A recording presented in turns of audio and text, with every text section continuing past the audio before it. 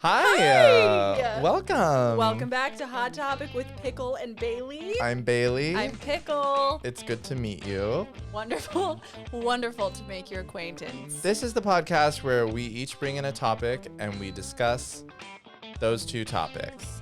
It's called, we already said it, but I'll say it again, Hot Topic. Both because it's a topic, it's a hot topic, and Bailey probably used to shop at Hot Topic. And I went through a sort of emo dress phase in 8th grade. I didn't. I never did. Oh. But one is enough. Yeah, there can never be two. Are there still Hot Topics? Yeah. Yeah. Yes. Oh my God.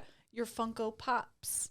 Your band tees. Your Dolls Kill. That's a different brand. Dolls Kill is a totally separate brand. But My it is sort mistake. of Hot Topic-esque. So we thought we would start cutting that off. No. I wanted to acknowledge that Pickle is wearing my merch. I'm wearing Bailey's merch. We were going to wear Bailey's merch today. Yeah. It's only me, which is fine. Pickle It is- says, oh, buddy, comma, big feelings. Oh, buddy, big feelings. Which famously, you probably read about it in the Times or something, but I was this close to being Times Person of the Year, and I mean, just barely got it. Taylor Swift is Times Person of the Year. She is. Well, how do you feel about that? I think it's fine. I think it's great.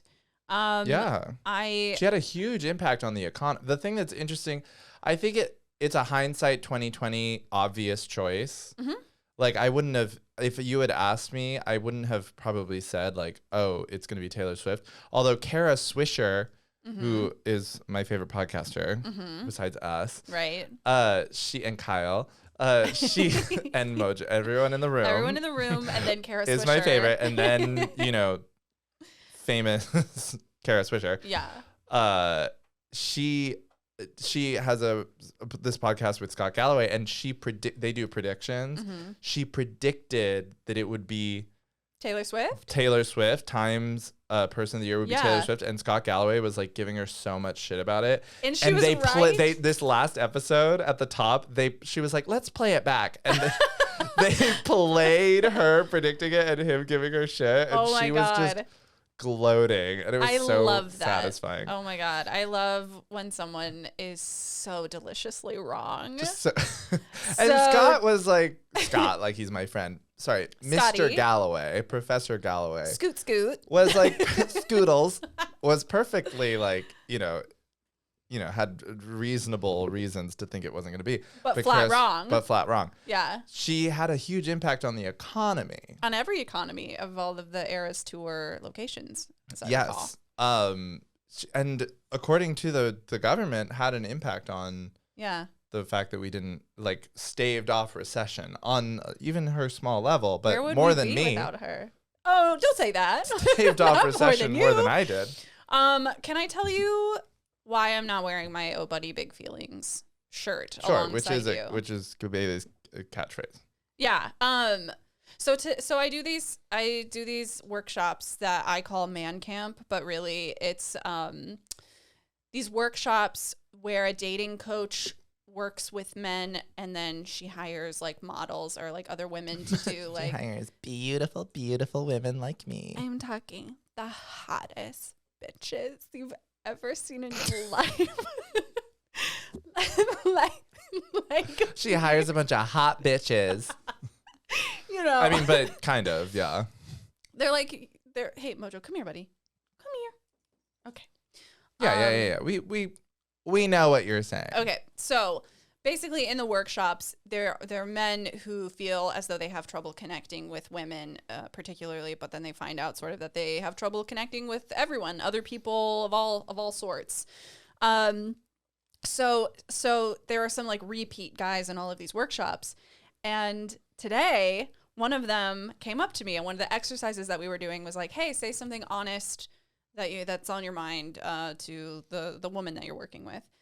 And one of the guys was like, okay, I don't know if I don't know if this is okay or not, but I'm just going to tell you. And I was like, okay. And he was like, I looked up your Instagram and I'm really confused. And I was like, okay, what are you confused about? And he was like, don't know what Instagram is. He was like, I feel like you hate men. And then I'm confused because you're at these workshops that like help men to evolve and like be more confident, more authentic people. And so we had this whole group discussion about my Instagram. About how you suck. What if they were like, this whole discussion Bailey about apologized. how Bailey's a bitch and you had to apologize to every I was like, I'm man. sorry, I'm the hottest. I'm sorry, bitch. I'm the hottest bitch here, but you can't take it. sorry, you can't handle all of this. Sorry, you can't handle my merch. Continue. Sorry. No, it's okay. So I basically had to talk about why I have content on my Instagram that is making fun of men, and I was like, So what, you had to explain like I didn't content? No, I didn't have to, but like I feel like the woman who runs the workshop was like, if you want an opportunity to say like why you're upset with men and like why that's relevant to you being in these workshops, like I'm happy to give you that space. And I was like, okay. And so I was like, yeah, I get a lot of like threats and like hateful things said to me, and you know, like among other things, like rape threats, like people are saying really horrific things to me. And so I'm like doubling down and being like, I'm sort of like making light of it in the only way that I can. Otherwise it's like, yeah, men feel really dangerous to me. And I was just like, I just want to say like, thank you for being in these workshops and like trying to be a better version of yourself, because it makes me hate men a lot less. And I was like very emotional about it. It was Did really, you cry? yeah, I didn't cry, but I felt. You thought about it. I definitely could have, like if I like pushed it. Yeah. I get you. I'm winking. There's like, I have a couple things where I'm like, okay, if I say this sentence now, I'll cry. Yeah. You can pull it out. Yeah, I was definitely on a soapbox, but which doesn't make it less real. No, it was very healing for me. But I think like I was feeling like a little. I felt whenever he was like, I saw your Instagram and I feel like maybe you hate men. I felt a little like caught, I think. Does that make sense? Like I felt like, oh shit, someone saw something that I didn't necessarily want them to see, and now I'm in trouble. I mean, from my angle, you felt caught because like all of that was like what the system is designed to do, which is make you feel ashamed. Yeah. What do you mean? What system? Like you felt caught because like the guy saw, like you feel maybe subconsciously like beholden to them, and like you betrayed them on some level. Yeah. Where it's like, oh, you're not like, you're supposed to be this like empathetic woman that's helping them in man camp, when the reality is that like you're providing a service at that place, and you know, it doesn't matter what you're doing outside of that place, that you're not beholden to them at all, and it doesn't matter, and like it's not your responsibility to be any type of way. Just like it's not my therapist. I don't have a therapist right now. If I had a therapist right now, it wouldn't be their responsibility to be someone that I can jibe with, you know?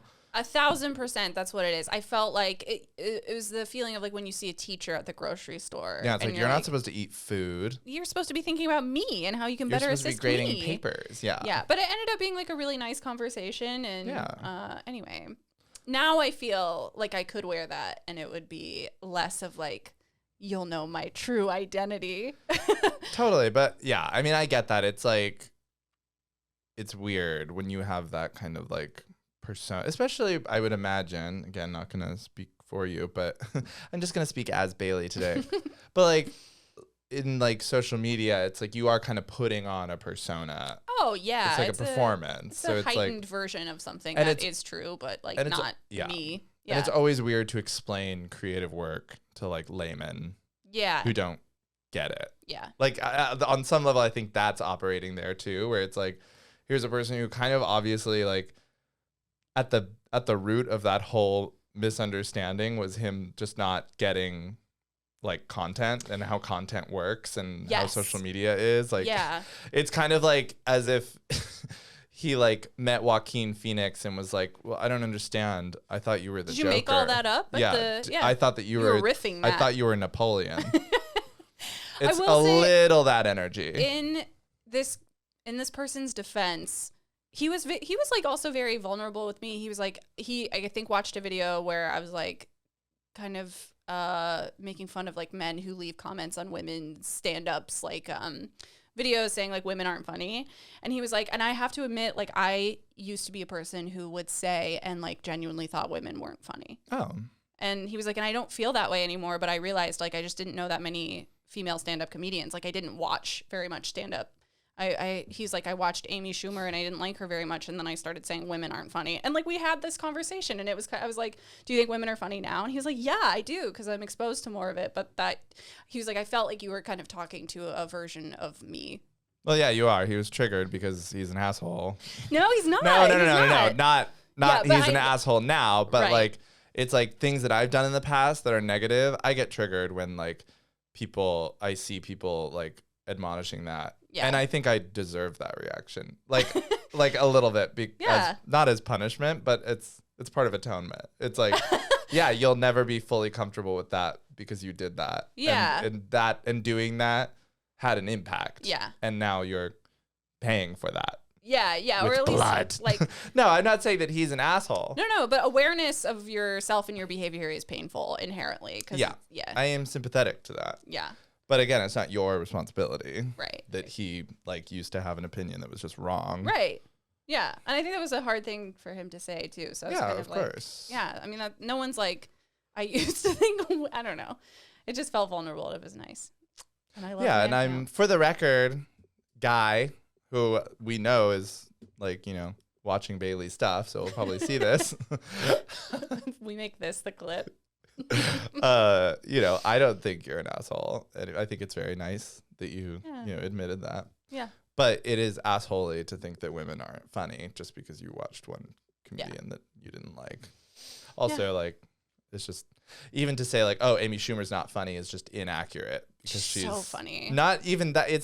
I think people forget, and we're getting way too deep now, but like, this is such a pet peeve of mine when it's like, just because it's not your taste doesn't mean it's not effective. It's like, we can't say Amy Schumer's not funny because she's a very successful stand-up comedian that like, it's like, it would just be like saying like, well, Einstein's not smart because I don't understand the theory of relativity or whatever. It's a little bit like, oh, okay.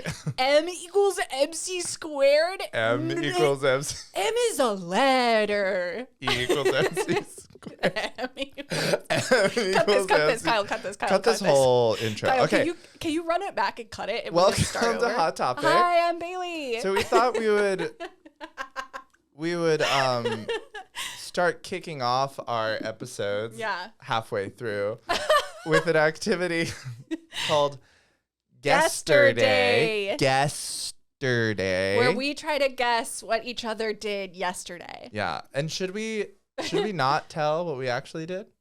What if we can't remember what we actually did? Then yeah, I think I don't know. Let's feel it out. Let's feel out this game. I wrote yours pretty in depth, and then I abruptly stopped. So I'll just do what I think your morning was like yesterday. Okay. Okay. And then I'll do your morning too. Okay. I'll half-ass yours as well. Perfect. Okay. All right. Here's what I think you did. 5:59 a.m. A.m. Okay. Pickle wakes up somehow a few minutes before his alarm in a sort of between worlds dream state / awake state. He looks at his phone to see if a substitute teaching request has come in, but instead sees a faceless paralysis demon looking back at him in the reflection of his screen. He is the sleep paralysis demon, and also he is Pickle. He holds this complicated dichotomy in his consciousness and makes sort of an ooh-wee sound with his mouth. So he can see the sleep paralysis demon following suit, but it does not have a mouth. Pickle drifts back to sleep, disturbed and comforted. 6 a.m., 9 seconds later, Pickle wakes up due to alarm. 10:20 a.m., Pickle gets mad at Bailey for providing instructions on how this game works and resists her. And that's all I wrote. Is that something that I actually did, though? Yeah. Yesterday? So I cheated on that one. So you cheated by just...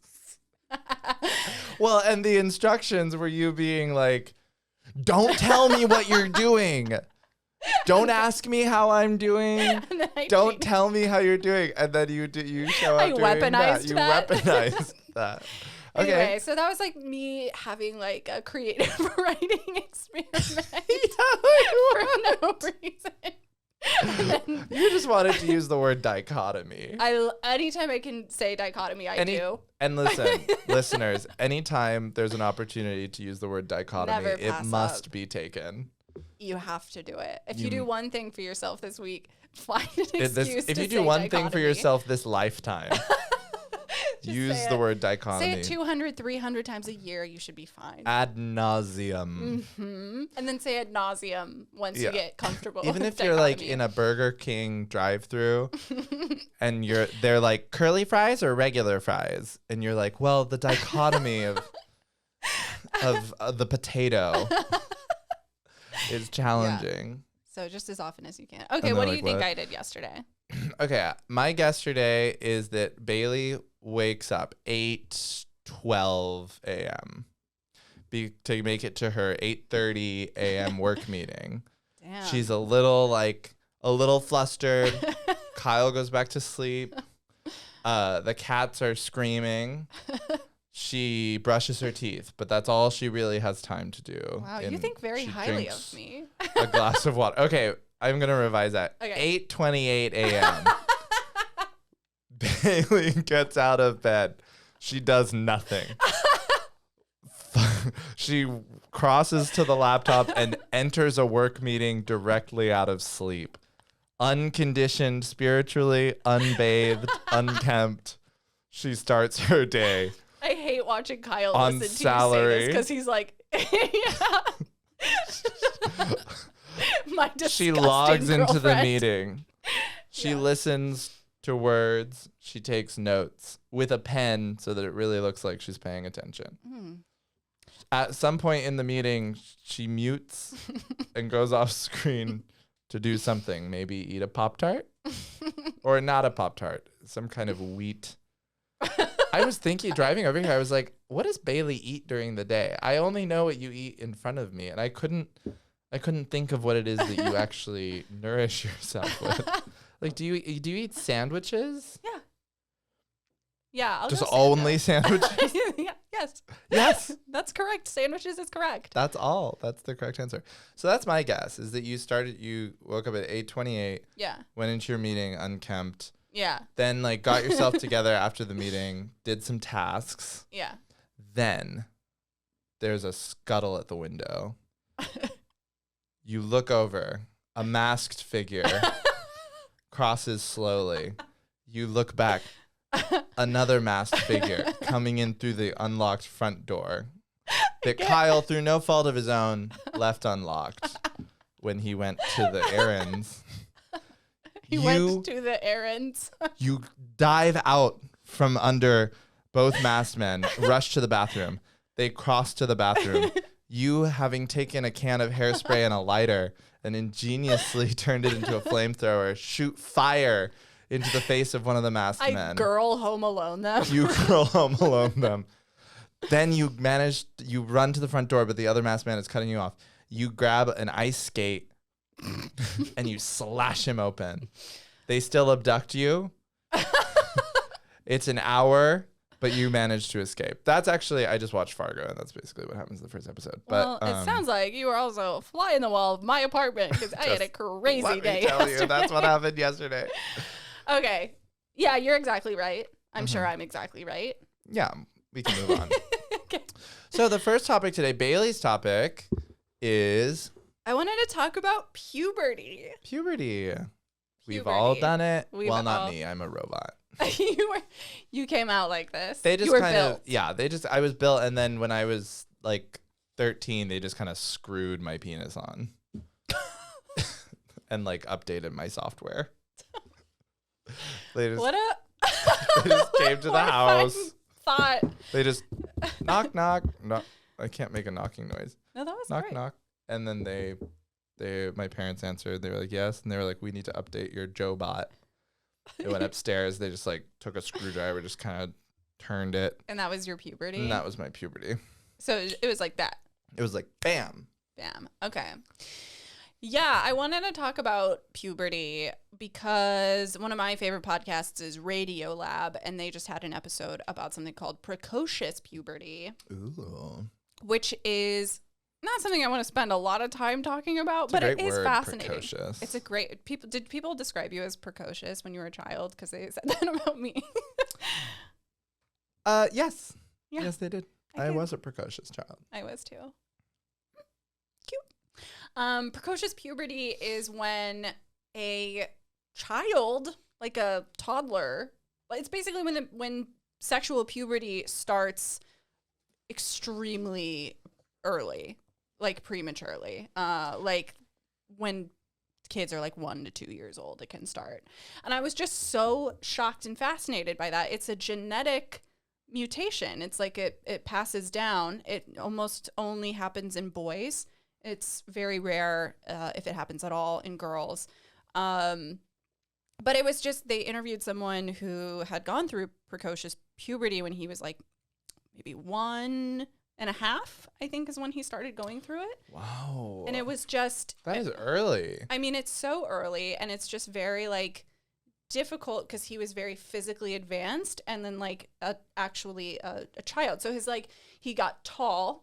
He was, like, very aggressive, and he was, like, really hard to... control, I guess. Like he couldn't control his own impulses, like his parents couldn't control his behavior, like he just like, yeah, I mean, it just seemed like really, really difficult. He ended up having to go to military school. Whoa, what a weird solution to that. Well, yeah, I mean, I think he would just like caused a lot of like problems. You know, when he was like 8, he looks like he was 15, and so he would get away with a lot of things that he wasn't like emotionally prepared for. But yeah, it was just really fascinating to me, and it made me think about like puberty in general, because when I zoom out a little bit and think about like what puberty is, not just sexual puberty, but just like, I think there's sort of when things change, when things progress for your life and it's out of your control, like I think people just have adjustment periods that are really awkward and difficult. Do you remember, besides your robot My penis? update? Yeah, besides your update, do you remember like going through puberty? Were you a late bloomer? God, I don't know. I until you sent this as the topic, I hadn't thought about puberty at all. Really? Like, not really. I don't know. I guess in middle school, that's puberty, right? I didn't have like a big like sexual awakening. I guess I kind of did a little bit. Like there was just like, I guess I'm a boy, so there's just sort of before I masturbated and then after I started masturbating. Yeah. Is all I remember of puberty. Which I guess is what it is, because puberty technically by definition is like us becoming ready to procreate, or like physically able to create new babies. Yeah, it's your body maturing. Yeah, because it's important to note also that sexual orientation, in my research, sexual orientation and puberty are like separate aspects of development. So it's like, and especially for like trans individuals, puberty can be really challenging because it's like their bodies are, it's at odds. What's happening with their physical body is at odds with how they feel and their gender identity. But luckily, science has medicines and stuff. While I'm a doctor. Clinical term. That can delay puberty, and we have the technology, which also goes back to like, I was thinking about queerness specifically more, thinking about puberty. I was like, what is like queer relationship with puberty? Because that's also like something that like the far right likes to use as this like, well, look, the body, it's not natural. Like queerness isn't natural. But actually it's like, if you look at all of humanity and think of it in a sophisticated way, where it's like an evolution of everyone at once instead of just like one person evolving, like, you know, it's like, well, medicine has evolved to like help that along, because I think that queer people are actually, this is my weird left field opinion, I think that queer people are like part of the next evolutionary phase, where it's like there's too many people, so it's like it's natural population control. It's like it's very natural for there to be queer people. Yeah. Also important to note, there have been queer people since the beginning of time. Yeah, since the beginning of time. Yes, of course. And like, no, we didn't exist. I erase queer people. Yeah. But I do think that, like, of course, there is the statistical proof that, like, as society becomes more accepting, more people feel comfortable being queer. Mm-hmm. But I also feel like we're going to have more queer people naturally, because it's a natural evolution where it's like there's too many people. Yeah. Like, it's let's ridiculous. Ramp up the attraction to same sex. Yeah. Or, like, you know, have situations where it's like we're like queer people. You can't deny that queer people have more control over whether or not they have offspring. Yes. Which, if you're looking at it from kind of an evolutionary perspective, is a valuable survivable trait. Mm-hmm. Where it's like, you know, if we're looking at Darwin and stuff, that's kind of a boon to have control over that. So it's like, I'm like on this podcast, like being like, straight people are the weakest link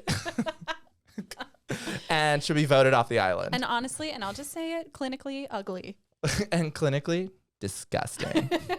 But so that's interesting to think about. I think also, and this is like something I've heard some trans people say, is as they sort of modify either their bodies or their lifestyle and into like what feels more comfortable as a gender identity, they go through a second puberty, which I thought was really fascinating and also really challenging. Like, I think it, you know, there's precocious puberty where you're like a baby going through it, but then there's also this like second puberty with certain, you know, queer people or people in general, that is also challenging. Like when you're an adult and you're having these like drastic changes that you're having to adapt to again. Mm-hmm. Like, I just think it's all very challenging. I think adapting to change I think it's like different than a regression. Like puberty is inherently forward movement, but it also something that you can't really change or don't have a ton of control over, like the other side of it. Yeah, it's part of becoming an adult. Yeah. Yeah. It's hard. It's so hard. Did you have a hard puberty? Some of the symptoms. When I was doing research, I was typing symptoms of puberty, and I was like, "Wait, that's not right." Signs of puberty. Symptoms. They include growth spurts, body hair growth, breast development, voice changes, skin changes, genital development, menstruation, and mood swings. Yeah. I definitely was uncomfortable in my puberty, not because of the changes. Puberty is why middle school sucks, right? Oh, I think it's a big reason why it sucks. Yeah. It's like you're all of a sudden not a cute little kid anymore, and people don't think you're a cute little kid anymore. People are like, you're disgusting and you smell bad and you look weird. Yeah. Have you ever met someone who's like, oh, I had so much fun in middle school? No. I've never met a person who like speaks fondly of their middle school, anyone they went to middle school with, themselves, or anything they did in middle school. No, it's such a hard time.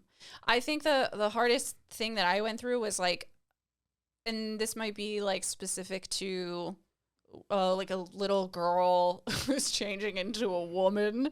It's like the way, the way, okay. Into a woman. You are woman. I do like a song break and it's horrible. Like, Cher for a second. Into a woman. Oh, that's a terrible Cher. Sorry, everyone. I thought it was great. Snap out of it. That's better. That's RuPaul's A woman. Yeah, that's RuPaul. That's me as RuPaul as Cher. Snap out of it. That's what I wanted to say to myself as I thought I was. That's me laughing as RuPaul. I think the way that people treat you when you're developing into like a more woman body is so fucking horrifying. A more woman body. No, seriously, it's horrifying. Like people said things to me that made me shocked and uncomfortable. Like even I remember like at the more tame end of the spectrum, like I had a great aunt, and I remember like I saw her and I said something to her and she was like, "Oh wow, you have like a more mature voice now." And I was like, no, I don't. Adults just, I think my theory that I'm making up right now. I would love to hear. Can't wait. Yeah. It's based on years of science and observation. Is that middle school, no one should, when you're going through puberty, just no adults should be allowed to speak to you. Mm-hmm. You shouldn't be interacting with people at all, really. No. And they certainly shouldn't be trying to educate you. No. Exile. Send everyone to an island. Padded room. The island of puberty, padded room. Maybe some, like, you know, I don't know, dolls. Yeah. and just sex education. Yeah. Just on the screen, everything you need to know. I need consent. cold hard facts. I don't need reactions to we need happening. 3 years of sexual education. That's all that's happening. Yeah. The world would be a better place. And no adults, no unlicensed adults allowed to say any words to you. Even like really well-intentioned people said those stuff are the to worst me. People. I remember my dad might be the sweetest person alive. He's just so... Your dad is a monster. No, he's not. He is so considerate of other people. He, like, if he ever thought that he had offended or upset anyone, it would really, really bother him. Like, he's that type of person. I remember one time I was, like, on my way to walk to the school bus, and I just, like, walked past my dad, and my dad said... he was like, Bailey, I'm just not used. This is embarrassing. He was like, Bailey, I'm just not used to you having these teenage curves. And I was like, Dad! What? And then he like immediately realized what he said. And he was like, I'm sorry. I'm so sorry. I'm so sorry. Yeah, I mean, in his defense, it's probably like amazing to watch your child grow up, turn into an adult. But it was the phrasing teenage curves is upsetting. Very upsetting. Oh my God. Sorry, not related, very different. Okay. And you're going to be upset that I thought of this story based on that story. Can't wait. My barber yesterday, I was getting a haircut. Thank you for noticing. It looks great. Thank you. And he was telling me the story of how his dad, we were talking about his family or something. He was like, oh yeah, my half brother, through my dad. So get this. He went to high school with this girl who had a crush on him, my barber. Okay. My barber's like 25. Oh. 26. Nice. He's great. His name is Lewis. Bleeping that out. So bleeping that. His name, I gave his social security number. Okay, so he went to high school with this girl who had a crush on him, but he didn't have a crush on her. Whatever. He never knew. Okay. Then that girl works at a place where Lewis's dad works. Okay. Do you know where this is going? Yeah. His half brother. I'm concerned. Okay. Is her child by his father. Oh. The girl, and I was like, does your dad look like you? And he was like, yeah. The girl like fell in with Lewis's dad because he looked like because an older version. Because he was kind of like Lewis. Whoa. And his dad like obviously took advantage of that situation, being like, a 50-year-old man and she was 20. She was like, Mr. Barber, his name, I assume. Mr. She was Barber. like, Mr. Barber, I don't know how to say this, but your teenage curves remind me of an old unrequited love I had. But not even old unrequited love, a love of like, you know, a year ago. Very recent crush I had on your son. That's crazy. Isn't that fucked up? That's so fucked up. Oh my God. I'm here spilling Lewis's tea, whatever. He doesn't listen to this. He does. Sorry, Joe, Lewis. why'd you say that? Why'd you talk about that? That's crazy. At least it wasn't like he had a crush on her, she never knew, and then she had his brother. Like, it could be worse. Yeah, it could be slightly worse. It could be slightly worse. If it were reversed. Okay. Are there any other thoughts that we want to say about puberty? Any other? Your body is a beautiful thing. It's gorge. Puberty, I wish we would, obviously, like it's been said before, we need to take the stigma out of all this. Like, no more, like, you know, stop talking about hymens and stuff. Retweet. This whole, like. Stop.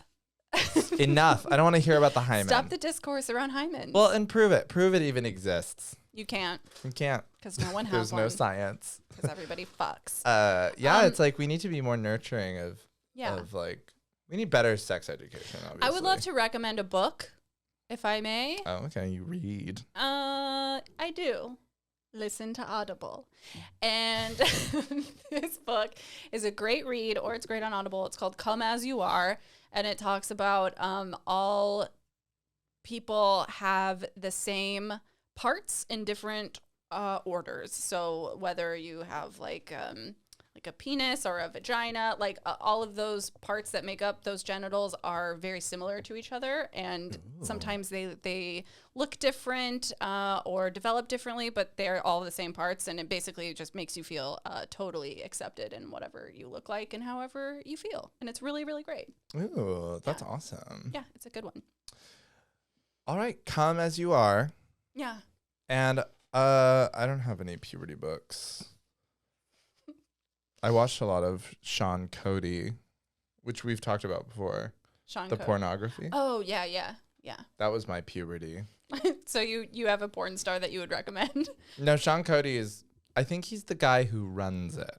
Oh, he's a porn I don't know. exec. I, like George Santos, don't know what Sean Cody is.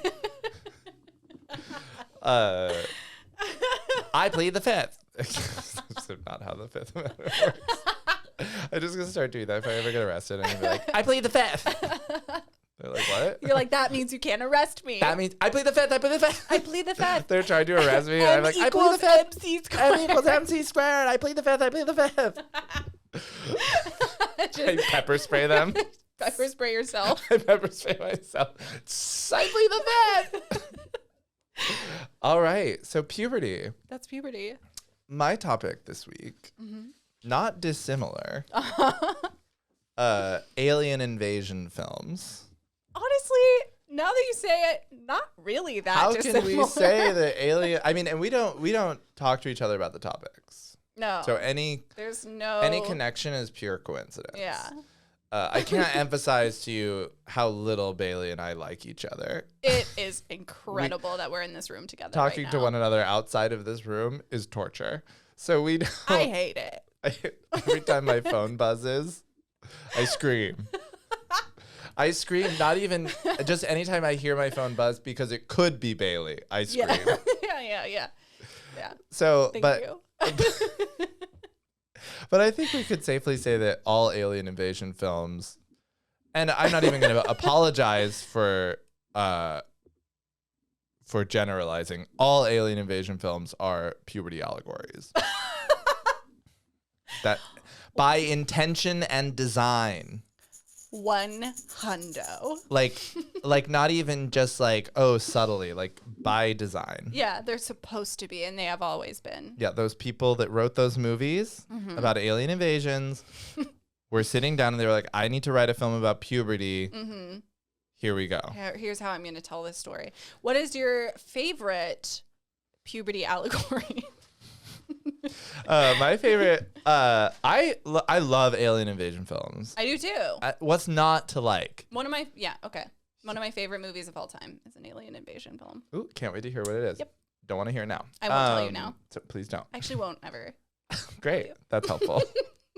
Okay, so my favorite alien invasion film is Independence Day, which also happens So to be like the most popular alien invasion. Yeah. It's really, film. really good. So the brief synopsis, in case you have always lived under a rock and are in fact not a part of the human race and haven't watched Independence Day, when massive spacecraft appear in the Earth's skies, humanity faces an existential threat from an advanced alien civilization that can't even lock their door, as it turns out. The story follows a group of characters, including wait, I love that in a synopsis. The story follows a group of characters. No shit. I'm watching okay, that. Great.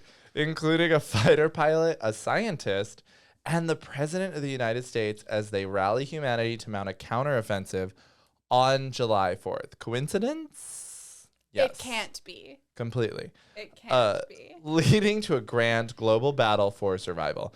I love Independence Day. I do too. Such a good film. It's really great. I cry every time he gives that speech. This will be our Independence Day.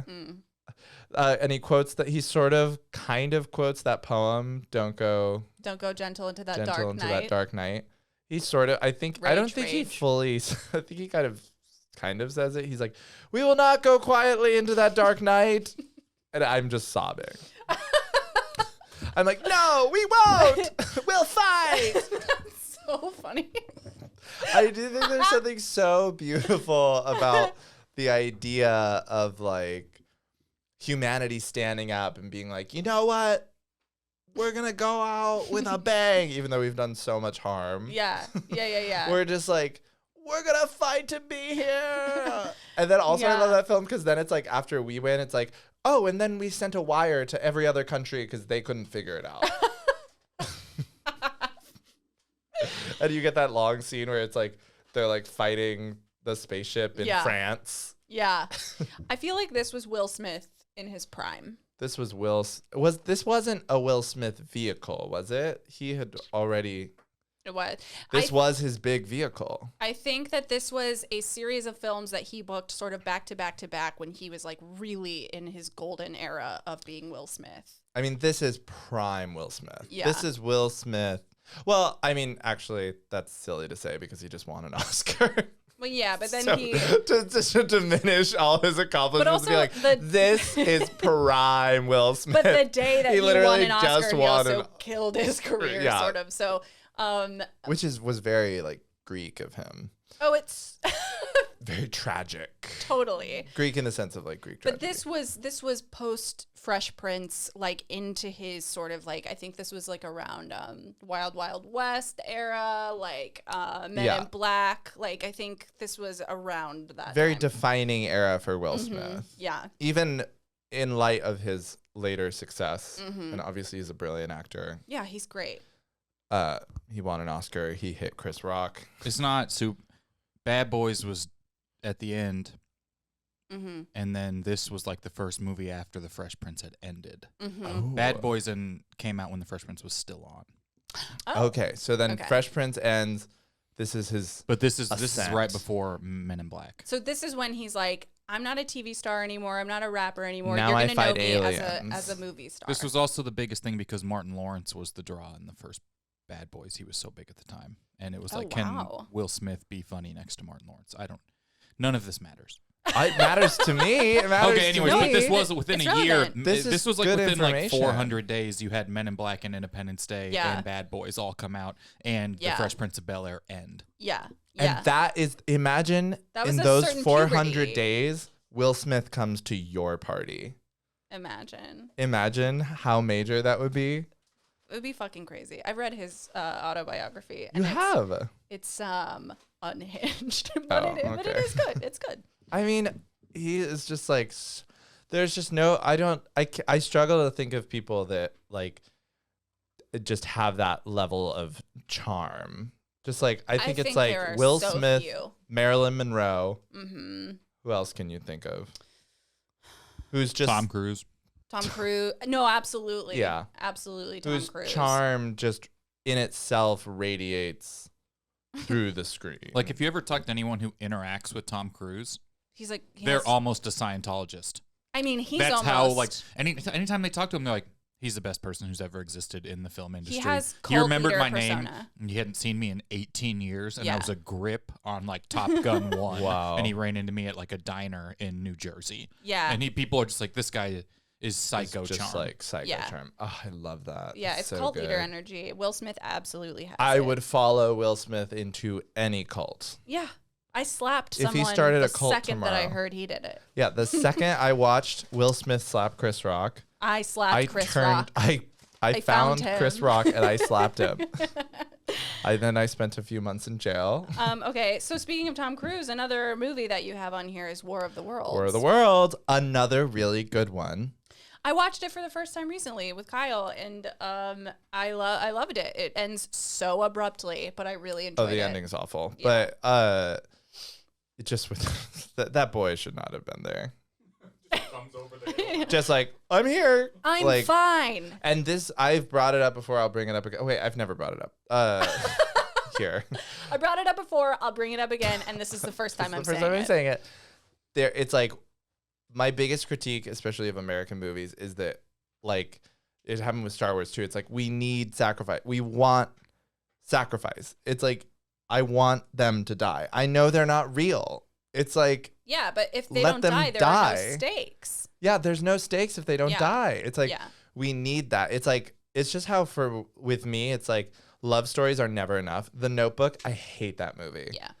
I hate that movie. Love is not loved enough. that movie There when I was a needs, kid. okay, well, puberty. Puberty mess. changed me. Now I hate it. Now I hate it. Seriously, I wouldn't even It's watch like it. someone needs to die. Mm-hmm. But so War of the Worlds, that movie fucked me up. I saw that in 2005, which was its release year. What about in it theaters. fucked you up? My dad and I went to New York on a trip. We saw Chitty Chitty Bang Bang on Broadway, which was amazing. Sort of a different story. Great memory. Yeah, well, similar. Another puberty allegory. But in both, there's machines that are kind of calling the shots. Yeah.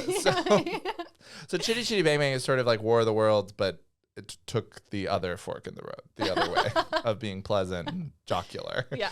Instead of sucking people's blood out and sowing fields with it. But so we were in New York and we saw that movie. And because my dad was like, oh, I want to see this movie. And he was kind of on the fence. He was like, you're a little young, but I really want to see this movie. Let's see this movie. He says that that was one of his biggest regrets was taking me to that movie. Really? Because it fucked me up. For a year, I was staring out the window and like every airplane that went by was a tripod. It gave you like invasion It anxiety. gave me such alien invasion anxiety. That's fair. It's really scary because It's a scary it is like movie. It's so psychologically Wait, no, disturbing. how old were you when you watched it? 2005, I would have been... You would have been like 10 maybe? Yeah, I would have 10 or been 12. Yeah, Okay. I mean, that's Old enough.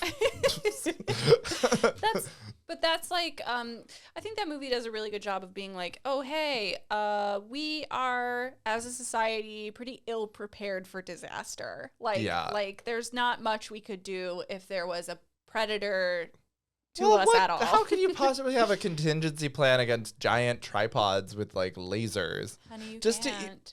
Honey, you can't. Like, Honey, you wouldn't. well, you're gonna pull out a fire extinguisher and like solve that problem. Turns like, out all you have to do is cough on them. I know what it. Well, their shields had to go down though, right? Yeah. Or they just weren't ready for. They weren't ready for the our planet. viruses. Yeah. But so like, how do you even get on the same page as a world when that's happening? It's like, what, you like send a fax? It's like tripods vaporizing. Don't go near them. Because there's that scene where like the floor is opening up. Would you have run away or would you have stayed? I mean, I probably would I didn't run see away. anyone running away until they were vaporizing people. My first reaction upon seeing any of this is like run and hide. Like Run and hide. I'm like, Yeah. if it's important, which obviously it is, because the floor is opening up. The New York Times, I'll get a notification on my phone. Tripods invade. Someone will tweet it or something. I'll find out. I don't need to see it. overreacting. You're overreacting. Okay, so I haven't seen. Some of these other films. I haven't seen I've seen other District three. 9. I haven't seen District 9. I haven't seen The Day the Earth That's a Stood good one. Still. I haven't seen Invasion of the Body Snatchers. Oh my God, Invasion of the Body Snatchers, 1956. We watched that as a family. Very disturbing. They copy people's bodies and turn them into like bitches. Basically. That rocks. I mean, wanna it's see more that. sinister than that. But I have a memory of that movie. My only like image I remember is we were watching it as a family and the woman it was like the 50s. So she had like a cone bra. She had like Those just like pointy nipples. yeah, like intense like Yeah. 1950s bra. And we were watching. My stepmom was like, "Look at her running in that bra." Like she was like with that those pointy tip. You know, never miss a chance to watch something with your family and invite women to hate other women. Well, she was just like. She was I get it. Yeah, she was commenting on the fact that even though she was like running Impossible from to- aliens, she was just like fully corseted. Just like Bryce Howard in Jurassic World, Oh, where yeah, she's just yeah. in heels. Yeah, Like, there's no way. You would have taken. I just filmed a movie actually, An where I was in alien drag, invasion an alien movie. invasion film, and I insisted on that I take my heels off when I came back in the room, and they were like, and I was like, if this were reality, the first thing, if I were in full drag and aliens started invading, the first thing I would do Is was take at off your least take shoes. off my heels. Yeah. Yeah. I would not stay in my heels for the alien apocalypse. I'm sorry. You make them like, you're like, okay, I'm going to have to take off my heels, my wig. I'm going to need makeup wipes. I'm going to be taking off my makeup. We almost got into a fight about it. Because I was like, it doesn't feel true. But I think that's a good, it was good pushback because then we filmed the scene where I like ripped them off and it was actually, that's felt great. really good. I haven't seen The Edge of Tomorrow. But neither have I. Have you seen Signs? Signs is one of my favorite movies in the world. How does it end? What's the twist? It was water. Yeah, the aliens are, their weakness is water, and then... Oh, they're real though, right? It's not in their imagination? Yeah. No, the aliens are real. Their weakness is water. There's like a bunch of glasses like this all around their house because the little girl thinks water tastes funny every time she takes a sip. So she has like, there's like plenty of ammunition all around. And then the uncle grabs a baseball bat off the wall and he starts hitting the water glasses and like the aliens start, there's one alien in their house. All the alien problems? Well, no, like all the aliens retreated, but there's one that stayed and it got in their house. And it sprays poison into the little boy's face. So bitchy. I know. But he has asthma, so he doesn't die because he had asthma. Oh, so the moral of the story is that like your children's health problems will actually save you from aliens. It's that everything happens for a reason is the moral of the story. And it's really good. Oh, that is a good moral. Yeah. I like that. I like it too. It's such a good movie. Like her neuroses Joaquin turned Phoenix. into protection. Yeah, exactly. But it's like the negatives about all of them, the things that they hold against themselves actually saved them. Oh, like the reason they have the baseball bat is because his baseball career ended early because he couldn't do it a certain way. Oh, okay, so this is all very intentional. Yes. Okay, great. Yeah. I should watch the movie. It's so good. I love it so much. So then the aliens just leave forever, Earth, or we just don't know? Yeah, they leave. They probably come back. Well, there's a lot of water on Earth. I know. So what, they were just probing it? Yeah, they were seeing if it was a good fit. They were like shopping around. Yeah, they're ultimately not a great fit. No. Hey guys, we're gonna not a great fit. It's a no this time. Maybe we'll come back in 70 years when you've rethought this whole water thing. Another movie you have on here. They're just back when it's Mad Max world, and they're like, it's ours. That's how Mad Max. We'll make them fight each other over the water. Yeah, that's how Mad Max ends. It's the aliens from Signs. It's literally, they're like, we're back. Signs 2, Glory Road. Yeah. Just right as like Charlize Theron's drinking the last glass of water on Earth. It's just in the background. You just see those aliens landing. We have to write that movie. Before you go too far, you got to watch The Edge of Tomorrow. It's Groundhog Day with Tom Cruise with aliens. Oh, would love to watch that. Emily Blunt? Okay, I'm in. Killed within minutes. Oh, wait, I like this idea. It's so much better than any movie like that should be. Really? And I think it has a terrible title and terrible marketing, and so Let's no one watch saw it. That's what. So that was like, I was like trying to have them ranked based on box office, but then I was like, you can't really rank movies on box office because it's that their box office success is so connected to their marketing and what other movies came out, etc. But I did have them kind of. Oh wait, but we didn't. I also just want to mention number 8. Kyle will appreciate this. Is Arrival, which is another fantastic. Oh yeah, that's a really good, incredible film. Yeah. Didn't someone won something for that? Right? No. Amy Adams should have won something for it. Okay, yeah, and that was 2016. That was Never a weird year. And you will hear Kyle's thoughts on Amy Adams not winning an Oscar for Arrival. I remember being upset about that too because we saw Arrival in theaters. It's great. So good. Big rocks. Amy Adams. What's not to like? Yeah. 2016 was an intense year, but at least we got Arrival. Yeah. Can we go off? I just love that the aliens just didn't have a way to. It's just the obvious problem that other alien movies just circumvent, which is communication, was the entire crux of the movie. Mm-hmm. Yeah, because in other movies, they like Independence Day is the funniest circumvention of all time, where they just choke out a scientist. Yeah, we're just. Oh God, yeah.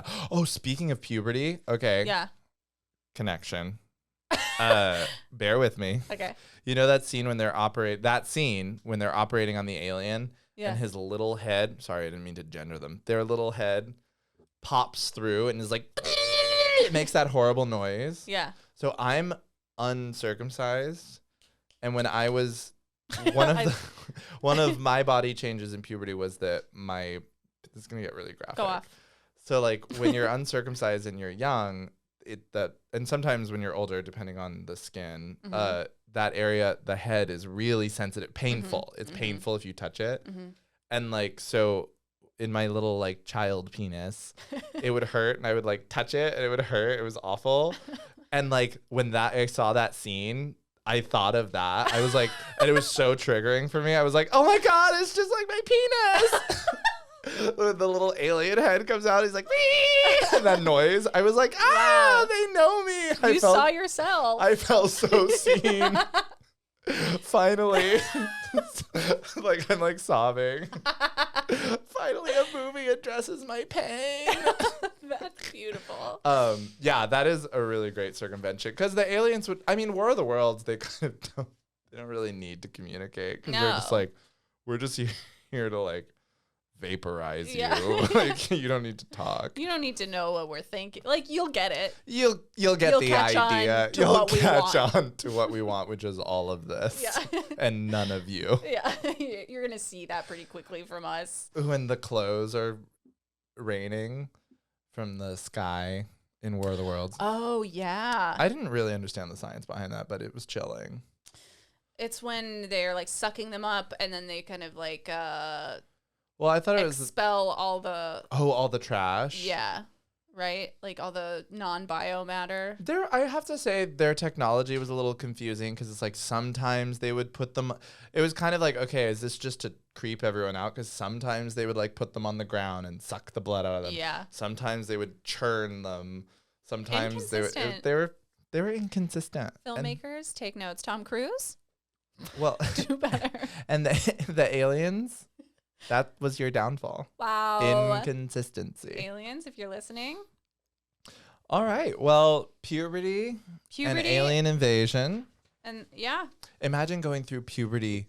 Oh, imagine being in middle school. That would be the worst time for anything to happen. Like you're going through puberty and then this. Aliens. I really feel for future generations who will inevitably experience one day we'll get around it. Yeah. And we'll just like put you to sleep. During your whole puberty. It'll be like the Matrix. Like we'll put you in a pod where you naturally grow. And then in that pod, you live a life. Yeah. An entire life. And then when you die, you wake up and your body is crazy. Fine. Yeah. Your body oh, wait. Yeah. I guess that's a flaw. No, I think it's fine. We'll get it right. We'll trial and error. Yeah. Try a few things. Thank you for joining us. Follow us. I'm at Pickle Drag Queen. I'm at Bailey E. Norton. Please tell your friends and leave us a review and like and subscribe. Rate us 5 stars. We'll take 4 if we have to. If you're someone who's taking the time to rate this podcast and you give it a 4 and not a 5, what are you trying to prove? I think it's hilarious. No. It reminds me 4-star. Imagine being a 4-star podcast. Like, what is that? I think inviting that isn't it. I used to nanny this little kid who made toy review videos, and he couldn't say his R's, and he would be like and subscribe. If you like this video, smash that like button. If you didn't like it, smash that dislike button. And I was like, he's inviting the truth. Honest feedback. Yeah. I don't want it. Bailey wants it. You can give her as much feedback as you want. I'm not interested in anyone's feedback on anything. At any time for any reason. Let that be known. Let that be known. All right. Thank you so much. We'll see you next week.